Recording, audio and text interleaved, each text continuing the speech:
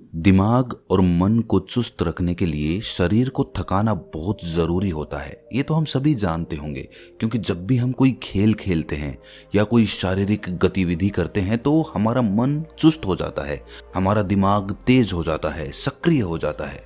लेकिन इसके अलावा क्या क्या तरीके हो सकते हैं जो हमारे मन और हमारे दिमाग को चुस्त कर देते हैं? ऐसी कौन कौन सी बुरी आदतें होती हैं जो हमारे दिमाग और हमारे मन को अंदर तक खा जाती हैं? हमारा दिमाग हमेशा थका थका महसूस करता है। तो आज की इस कहानी में हम इन्हीं बुरी आदतों के बारे में जानेंगे और साथ ही वो आदतें भी जानेंगे जिनसे हम अपने मन और अपने दिमाग को हमेशा के लिए चुस्त और सक्रिय बना सकते हैं। एक बार एक पिता अपने नौजवान बेटे को अपने साथ लेकर एक गुरु के आश्रम में पहुंचा। नौजवान युवक की चाल ढाल से ये प्रतीत हो रहा था कि ये बहुत दिनों से थका हुआ है। उसके चेहरे पर उदासी के भाव थे। उसकी आंखों के नीचे काले घेरे बन चुके थे। उसके ज्यादातर बाल या तो झड़ चुके थे या फिर सफेद हो चुके थे। उसे देखने पर ही ऐसा प्रतीत होता था कि पूरी दुनिया की चिंता इसी के सर पर है। आश्रम के बगीचे को पार करते हुए वो पिता अपने बेटे को लेकर उस गुरु के पास पहुंचा। उस नौजवान युवक को देखते ही गुरु ने पूछा कि इस बच्चे की ऐसी हालत क्यों है? क्या इसे कोई सदमा पहुंचा है? क्या इसे कोई तकलीफ या कोई शारीरिक बीमारी है? आखिर कारण क्या है? यह नौजवान है लेकिन ये अपनी उम्र से बहुत ज्यादा लग रहा है। उस नौजवान युवक के पिता ने गुरु को प्रणाम करते हुए बताया कि गुरुजी, यही तो मेरी चिंता का विषय है। इसे कोई दुख नहीं है, कोई सदमा नहीं पहुंचा और ना ही इसे कोई शारीरिक बीमारी है। लेकिन इसके बावजूद सारी सुख सुविधाएं इसके पास होते हुए भी ये हमेशा थका थका रहता है। किसी काम में इसका मन नहीं लगता। अगर ऐसा ही चलता रहा तो भविष्य में इसे कोई शारीरिक बीमारी जरूर हो जाएगी। इसीलिए इसे मैं आपके पास लेकर आया हूं। कृपया करके कुछ तरीका बताएं जिससे ये अपने जीवन को पूरी मस्ती के साथ जीना सीख जाए। हमें इससे कुछ भी नहीं चाहिए। हम चाहते हैं कि बस ये अपना जीवन अच्छे तरीके से जिए। गुरु ने उस युवक को समझाते हुए कहा कि इंसान जाने अनजाने अपने जीवन में कुछ ऐसी आदतें पाल लेता है जो उसके मन को थका देती है, उसके शरीर में आलस्य भर देती हैं। इसके बाद वो चाहकर भी किसी काम में मन नहीं लगा पाता। सबसे पहली आदत तो एक बच्चे को उसके माँ बाप से मिलती है। जब माता पिता अपने बच्चे की सारी इच्छाएं पूरी करते जाते हैं, उसे कोई कमी महसूस नहीं होने देते, तो धीरे धीरे बच्चे को लगने लगता है कि मेरे पास तो सारी चीजें हैं, मुझे कुछ करने की जरूरत ही क्या है। हद से ज्यादा माँ बाप का प्यार एक बच्चे को बिगाड़ देता है। अपने बच्चे से प्यार करो, उसकी इच्छाएं पूरी करो, लेकिन उसे ये भी एहसास कराओ कि जिंदगी में बिना कुछ मेहनत के कुछ भी नहीं मिलता। इसीलिए उसकी सारी इच्छाएं पूरी मत करो, कुछ इच्छाएं अधूरी छोड़ दो, ताकि उसे ये पता रहे कि जिंदगी में कुछ पाना भी होता है, सब कुछ करा कराया नहीं मिलता। दूसरी बड़ी आदत जो एक मन को थका थका सा महसूस कराती रहती है, वो है हद से ज्यादा मोबाइल फोन का इस्तेमाल। गुरु ने अपनी बात समझाते हुए कहा कि विज्ञान दो धारी तलवार की तरह होता है। हम उसे अपनी उन्नति के लिए भी इस्तेमाल कर सकते हैं और अपनी बर्बादी के लिए भी इस्तेमाल कर सकते हैं। उदाहरण के लिए एक चाकू सब्जी काटने के लिए भी इस्तेमाल हो सकता है और दूसरों का गला काटने के लिए भी। उसी तरह से मोबाइल फोन का भी इस्तेमाल किया जा सकता है। उसमें आप चाहें तो अपनी उन्नति के लिए वो सारी चीजें देख सकते हैं जो एक इंसान को अपना काम करने में उसकी सहायता कर सकती हैं, या फिर आप बेफिजूल की चीजें देखते हुए अपना सारा समय मोबाइल फोन को देखते हुए बर्बाद कर सकते हैं। आपने कभी ख्याल किया हो कि जब भी आप अपना मोबाइल फोन इस्तेमाल करते हैं तो आपको पता भी नहीं होता कि आप क्या देखने के लिए मोबाइल फोन का इस्तेमाल कर रहे हैं। आपके सामने जो कुछ आता जाता है आप उसे ही देखते जाते हैं और यही आपके समय को बर्बाद करता चला जाता है। आखिर में आप पाते हैं कि आपका दिमाग और आपका मन पूरी तरह से थक चुका है। इसीलिए मोबाइल फोन का इस्तेमाल सीमित समय के लिए ही करें। मनोरंजन के लिए दूसरे विकल्प चुनें। कोई खेल खेलें जिससे आपकी शारीरिक गतिविधियां हों, जिससे आपका शरीर थके, जिससे कि आपका मन चुस्त रह सके।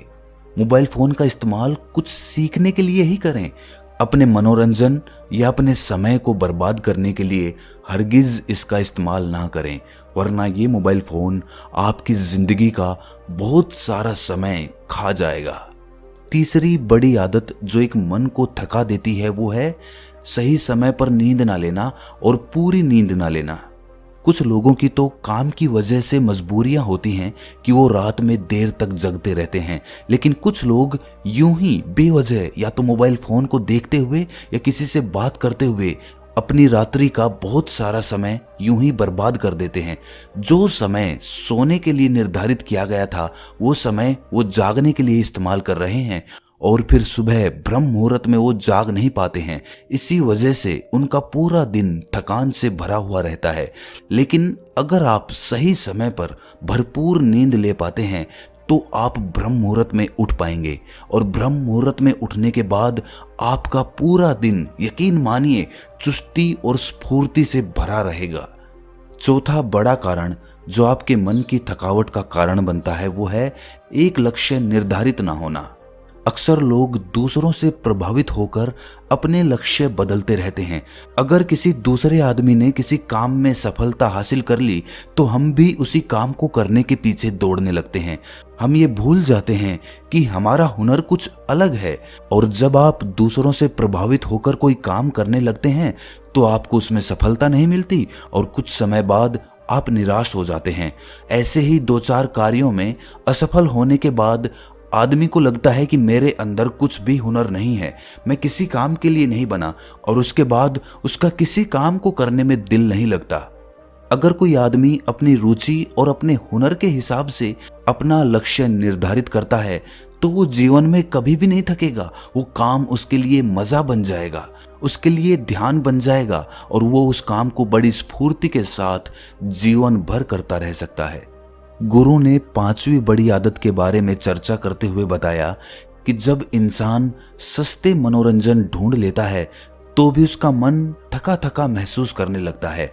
सस्ते मनोरंजन जैसे कि मोबाइल फोन्स, काम वासना इत्यादि, जब भी आदमी इनकी गिरफ्त में आता है और शारीरिक गतिविधियां छोड़ देता है, शारीरिक मनोरंजन छोड़ देता है, शारीरिक मनोरंजन यानी कि कोई खेल जिससे हमारे शरीर में से पसीना निकले, हमारी ग्रंथियां फिर से जाग उठें, चुस्त हो जाएं, इसीलिए सस्ते मनोरंजन की बजाय ऐसे मनोरंजन चुने जिसमें आपको शारीरिक श्रम करना पड़े।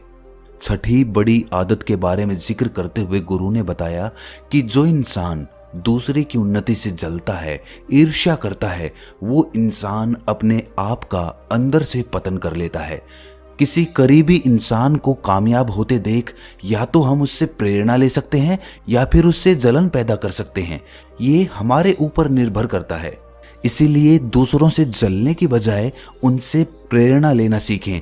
प्रेरणा लेकर उनसे भी अच्छा काम करने के लिए खुद को प्रेरित करते रहें। जले मत, ईर्ष्या मत करें।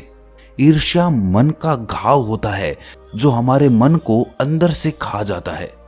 7वीं बड़ी आदत जो हमारे मन को, हमारे दिमाग को निचोड़ कर रख देती है वो है हमारे खाने पीने की आदत। आजकल लोग ऐसी ऐसी चीजें खाते हैं जो हमारे शरीर के लिए बिल्कुल भी लाभदायक नहीं होती हैं। ज्यादा तला हुआ खाना, बाजारू खाना हमारे शरीर को फायदा पहुंचाने की बजाय नुकसान पहुंचाती हैं।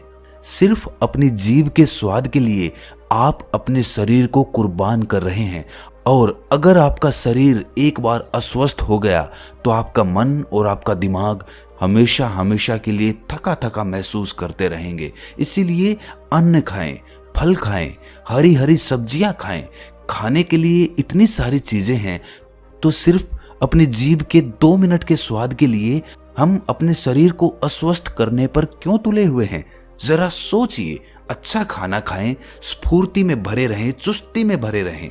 आखिरी बड़ी आदत के बारे में चर्चा करते हुए गुरु ने बताया कि जो लोग अपने भविष्य या फिर अपने अतीत में अटके होते हैं वो लोग आज में कभी भी नहीं जी पाते हैं और जीवन तो आज में जीने का नाम है।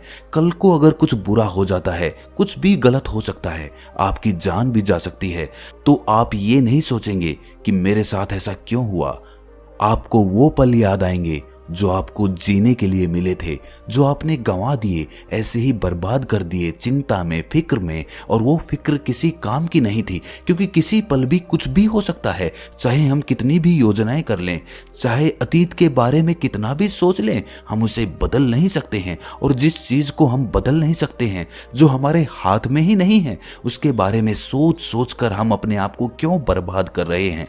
हमारे हाथ में है कुछ पल, आज के कुछ पल, अभी के कुछ पल, जिनको हम जी सकते हैं या फिर उनको चिंताओं में बर्बाद कर सकते हैं। वर्तमान में जीने का नाम ही जिंदगी है। और अगर आपने वर्तमान में जीने की आदत डाल ली तो आपका मन इतना स्फूर्ति और इतनी ताजगी के साथ भर जाएगा, वो दुनिया आपको दिखेगी जिसकी आपने कभी कल्पना भी नहीं की होगी। सिर्फ एक छोटी सी आदत, वर्तमान में जीने की आदत, आपका पूरा जीवन बदल सकती है। आखिर में उस नौजवान युवक के सर पर हाथ फेरते हुए गुरु ने कहा कि अब भी कुछ नहीं बिगड़ा बेटे, पूरा जीवन तुम्हारे सामने है। जो बीत गया उसका अफसोस मत करो, वो बदल नहीं सकता है, लेकिन आज अभी तुम अपने जीवन को बदल सकते हो, उसके बारे में नई सोच पैदा कर सकते हो, अपने भविष्य के लिए एक नई दुनिया बना सकते हो। तो आज से ही अपने जीवन के बारे में सकारात्मक सोचना शुरू कर दो। तुम्हारा जीवन कुछ समय में ही बदल जाएगा। तुम्हारा मन और तुम्हारा दिमाग फिर से चुस्ती से भर जाएगा, फिर से स्फूर्ति लौट आएगी। अपने आप को ये विश्वास दिलाओ, सकारात्मकता लाओ अपने अंदर, और फिर देखो जीवन किस तरह बदलता है। भक्तजनों, अगर आपको भी गुरुदेव की ये चर्चा पसंद आई, आप उससे सहमत हैं तो कमेंट सेक्शन में लिखकर जरूर बताएं। और अगर किसी और विषय में आपको जानकारी चाहिए तो कमेंट्स में वो भी लिखकर बताएं। तो मिलते हैं किसी अगली कहानी में। तब तक के लिए अपना ख्याल रखें और इस चैनल को सब्सक्राइब जरूर कर लें, क्योंकि हम ऐसे ही ज्ञानवर्धक बातें आपके लिए लाते रहते हैं। नमो बुद्धाय।